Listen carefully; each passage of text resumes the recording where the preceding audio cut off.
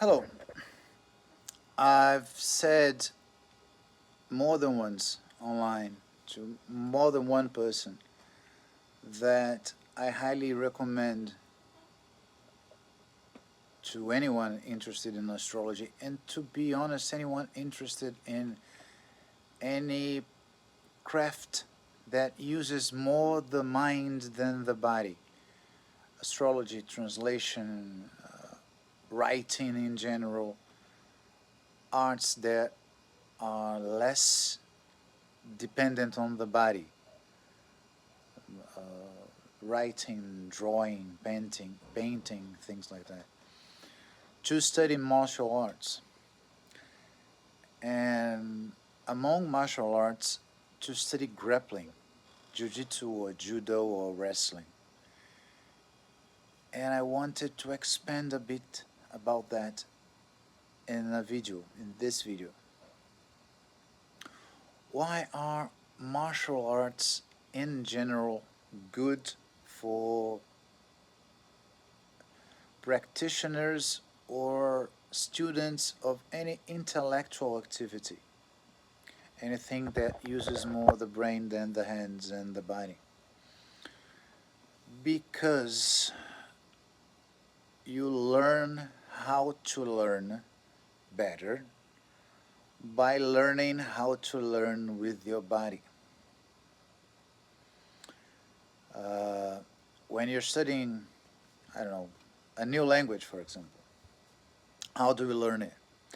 We listen to it, we try to read it, we try to write it, we learn some grammar, we try to get acquainted with the culture of the place.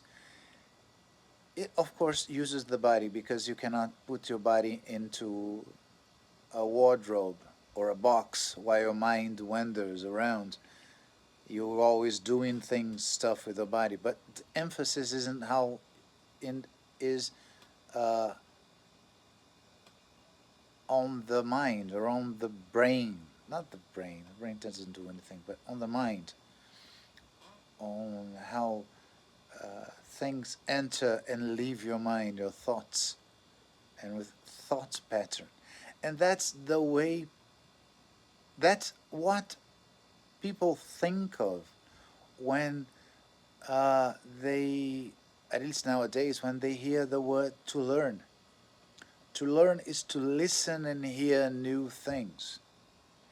So we hear a lot of, of another language, and when we hear enough of it, we try to practice and we start to learn by teaching our mind to do some mind things, to think in some way, to use your memory in some way. You store new things in your memory. That is learning a language. And people who are used to work with their minds, the intellectual type, and yes, I think astrologers are or should be intellectual types, because it is a craft, it is a practical craft, but it's a craft that uses more your mind than your body. I don't have to sculpt or to draw or to paint anything for the client. I don't have to compose anything. I don't have to carry the client on my back.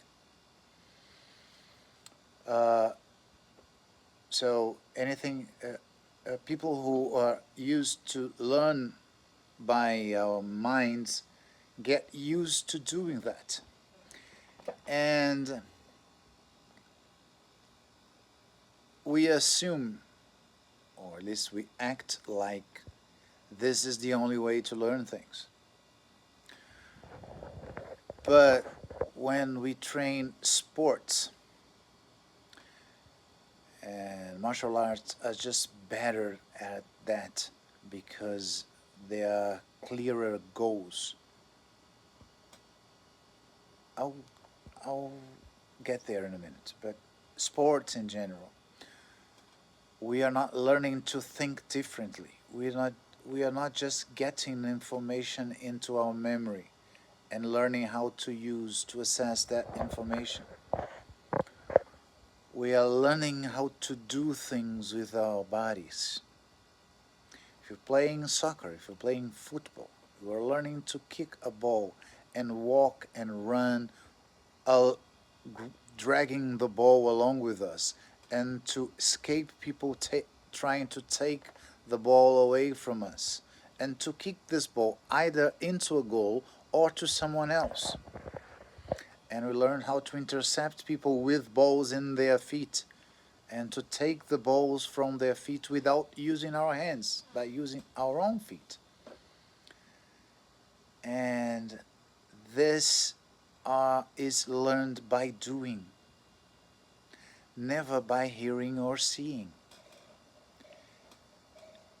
Of course, hearing and seeing help, but no amount of hearing and watching people playing and watching videos of football will make you learn that.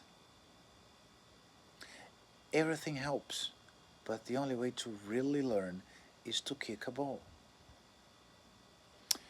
And martial arts are better than all the sports. All the sports are good in that because there is graded curriculum, and it is explicitly. I'm sorry, English is not my first language. Uh, a knowledge. How can I say? A graded hierarchical body of knowledge. You have to learn this to learn that to learn that, and you have the belts or the brigades or the whatevers that uh, mark your advancement in the same way that you are approved at the end of the semester in university or anything or in anything else. And that you get your diplomas, you get your belts or your brigades or your gloves or whatever. And you build knowledge on top of knowledge. That's why martial arts in general are better than sports, because you have to learn how to learn with your body. If you watch very closely people punching a bag, you will get something from that, but it won't teach you how to punch a person or a bag unless you do the movement, you do the motion, and you are corrected by your teacher. Don't put your feet like that. Put your right foot or your left foot or whatever like that. Put your weight on one of the feet or the other. Uh, don't spread apart your elbows. Turn your knuckles. This, hearing that, if you ever trained boxing or Muay Thai, you know what I'm talking about. If you've never trained that, you might have difficulty in even knowing what I'm talking about. But even if you do, it won't make you a good puncher. It might help when you finally try to punch a bag and you finally try to learn uh, boxing or Muay Thai because you're going to remember what I'm saying. But really, learning to punch is not just memorizing this information, but your body is going to have to memorize the punch. So this is important because it widens your perception of learning. It makes you understand that you learn different things in different ways. And it's very important for people who work with their minds. It helps in people in general to learn better. You learn English better if you do if you practice any sport, and you learn even better if you do karate or kung fu or anything like that. It's true, but for astrologers it is even more important because it is something that we do with our minds. It is. I'm not going to contradict myself here. But it is also two things. First, a practical craft. It means we are not theoretical physicists. We're not advancing theoretical knowledge, or at least our goal, primary goal, is not to advance theoretical knowledge. Is to get good at doing that on a practical level. Is to get better at judging individual charts for real life clients. And this practical level is important, and you have to have this uh, insight all the time. And when we are just reading books and listening to lectures, we tend to think that this is all that is to learn. This is the only way to learn. But the real way to learn astrology, one of the real ways to learn astrology, I'll talk about the other soon enough, is to do astrology, to work with charts, to get real clients, or if you're in the very beginning of your career, to get fake clients, to enter Astro Databank, select famous people you like, and try to predict the past, predict things you know already happened. Try to describe people you already know. If you want to be a horary astrologer, judge fake horary questions. Pull up your birth chart and think of it as a relationship question, as a death question, as a job question, as a sick question, illness question, and try to answer it. Do that with a lot of charts. Practicing is essential. And if you mistake, if you uh, have the illusion that learning is just watching and reading, you will never do it.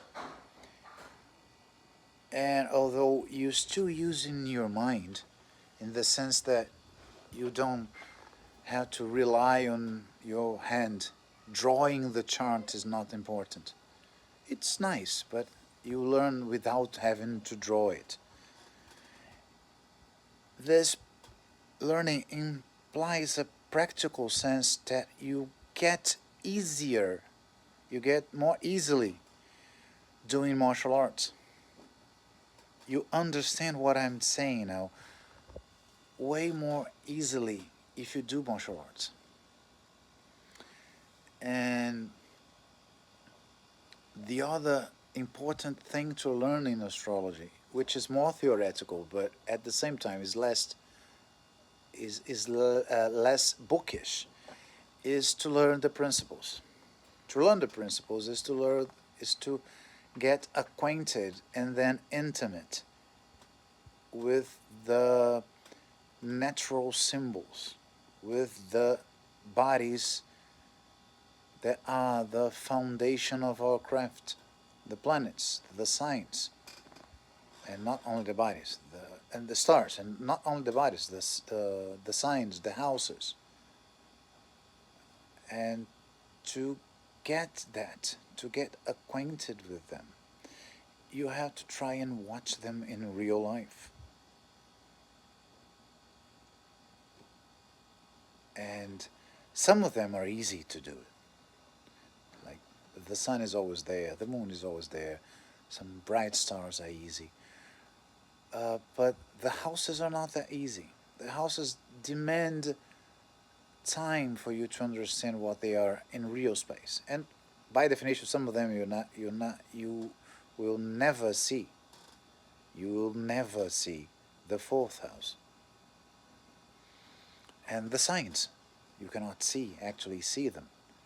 So to understand their symbolism and to get them, you have to understand many symbols, to understand many symbols in many different contexts. And this kind of learning is also not bookish. It's also not reading. You read books all your life and you will not understand Venus as well as someone who watches Venus a few times in the sky and look for Venus-like things in the life. You cannot watch Gemini, but you can find Gemini-like stuff in your life. And by watching it and by getting acquainted to it, you learn what Gemini is. But reading doesn't do that to you. And this part of your mind is closer to the part of your body that learns martial arts. So doing one helps you do the other. Learning to punch and to kick and to dodge and to weave help you understand Venus and Mercury and Taurus and the midheaven. And as I said, grappling is even better than other martial arts. Not because of the symbolism. The symbolism, any martial art is good. But for the practice, for judging real charts, kicking, striking martial arts are, in that sense, I'm not saying they are simple in a derogatory sense, and I'm not saying they are simple in any sense, but in that sense, in the sense I'm talking about now, they are simpler. They are, it's good because astrology comes from a simple set of concepts. But when dealing in practice, especially if you're doing concrete astrology, that is, you're solving problems for clients, the amount of different situations, the variety of situations you're going to face is almost endless. And among martial arts, jiu-jitsu and grappling in general teach us best the endless variety of situations that can arise for us to solve, stemming from a few different notions. Many black belts used to say that jiu-jitsu is endless, and in this sense it is kind of true because the combinations are endless, but you're not talking about combinations of many different parts. It's combination of simple and few parts, but in complicated ways, because it's a combination of two people fighting each other and changing the level, changing the ground all the time. The situation changes because the situation changes, and we adapt to the situation and we change our response, and that response changes the situation and forces the other person to adapt to this whole new set of things, and their response changes our situation. It's an endless how can I say that, and the words fail me, I'm sorry, but it's an endless change that at the same time depends on your responses to it and doesn't, because part of it comes from another person and part of it comes from you. So it helps you train and prepare for dealing with practical questions, to dealing with practical charts, because that's what happened. You never know. Sometimes you receive a question and the question the question sounds like any question you've ever answered. Like one question, you've seen one relationship questions, you've seen it all, right? Wrong. There, maybe there is something different in this question, and you have to be prepared for it. or the person that wants you to judge their birth chart is living a situation that you have never dreamt of, and you have to adapt to it. And this adaptive faculty is trained and developed in grappling. So grappling really, it's not a, a platitude or a figure of speech, but it really trains your mind to learn better astrology, to learn astrology better, and to work in astrology better. That's why I re- always recommend that astrology students do martial arts, do any sport. If you can choose, do martial arts. And if you don't have uh, a definite uh, preference, or you have options, do grappling, do jiu-jitsu, do judo, do wrestling, do sumo for all I care. Right? Thank you for listening. See you soon.